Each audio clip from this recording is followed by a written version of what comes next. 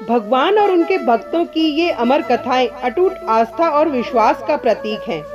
ये कथाएं प्रभु प्रेम के स्नेह को दर्शाने के लिए अस्तित्व में आई हैं कि प्रभु सिर्फ सच्चे और पवित्र भाव के भूखे हैं।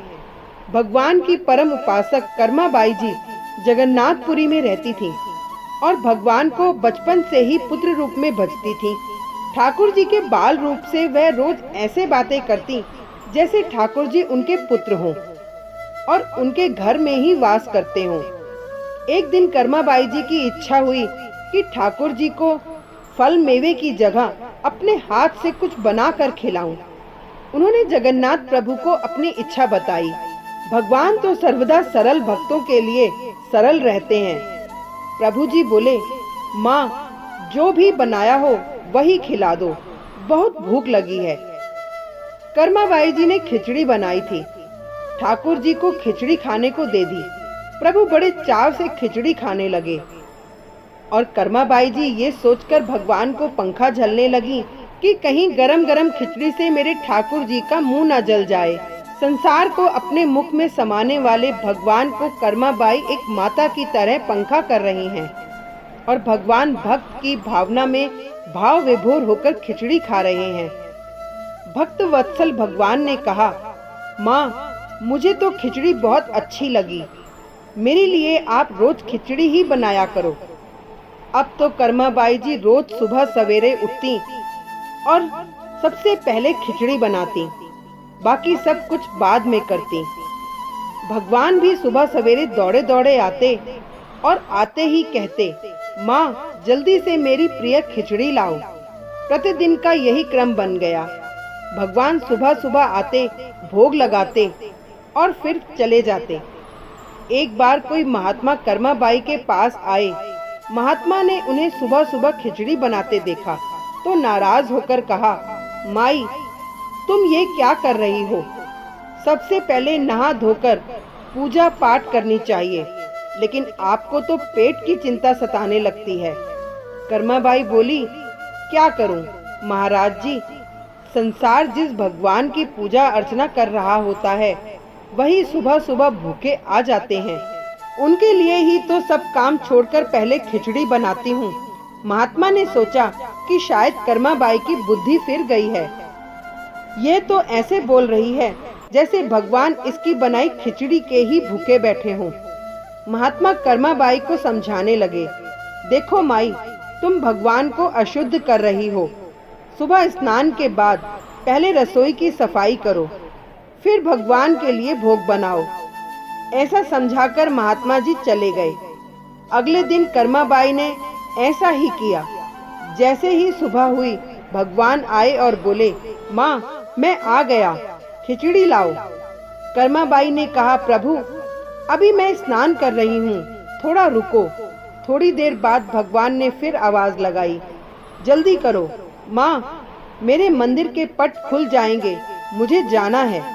वह फिर बोली, प्रभु, अभी मैं रसोई की सफाई कर रही हूँ, थोड़ा ठहरो।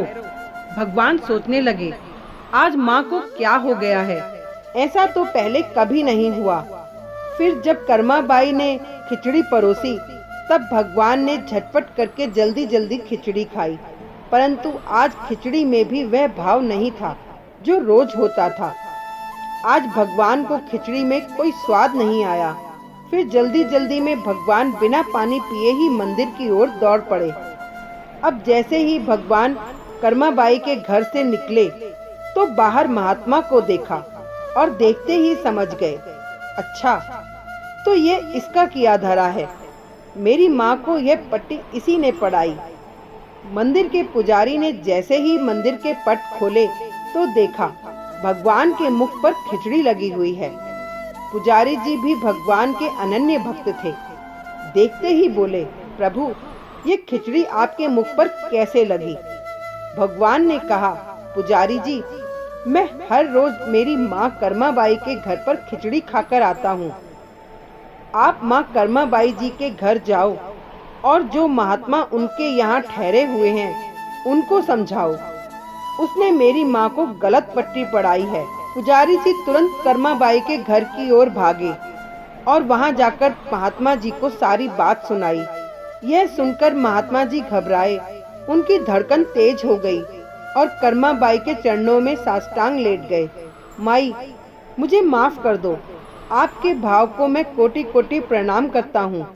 ये नियम धर्म तो हम संतों के लिए है। आप तो जैसे पहले खिचड़ी बनाती थी वैसे ही बनाओ। आपके भाव से ही ठाकुर जी खिचड़ी का भोग लगाते हैं। फिर एक दिन वो भी आया जब कर्मा बाई के प्राण छूट गए। उस दिन पुजारी ने मंदिर के पट खोले तो देखा भगवान की आंखों में आंसू हैं, प्रभु रो रहे हैं। यह देख पुजारी जी भी भाव विह्वल होकर पूछने लगे, प्रभु आप क्यों रोए? क्या मुझसे कोई गलती हो गई है? भगवान बोले, पुजारी जी, आज मेरी माँ कर्मा बाई इस लोक को छोड़कर मेरे निज लोक को विदा हो गई है। अब मुझे कौन खिचड़ी बनाकर खिलाएगा? पुजारी जी ने कहा, प्रभु जी, आपको माँ की कमी महसूस नहीं होने देंगे। आज के बाद आपको सबसे पहले खिचड़ी का भोग ही लगेगा। इस तरह से आज भी भगवान जगन्नाथ को खिचड़ी का भोग लगाया जाता है। भगवान और उनके भक्तों की ये अमर कथाएं अटूट आस्था और विश्वास का प्रतीक हैं। ये कथाएं प्रभु प्रेम के स्नेह को दर्शाने के लिए अस्तित्व में आई हैं कि प्रभु सिर्फ सच्चे, सरल और पवित्र भाव के भूखे हैं। आप भी इन कथाओं के माध्यम से भक्ति के रस को चखते हुए आनंद के सरोवर में डुबकी लगाएं। ईश्वर की शक्ति के आगे तर्कशीलता भी नतमस्तक हो जाती है। तभी तो चिकित्सा विज्ञान के लोग भी कहते हैं, दवा से ज्यादा दुआ काम आएगी।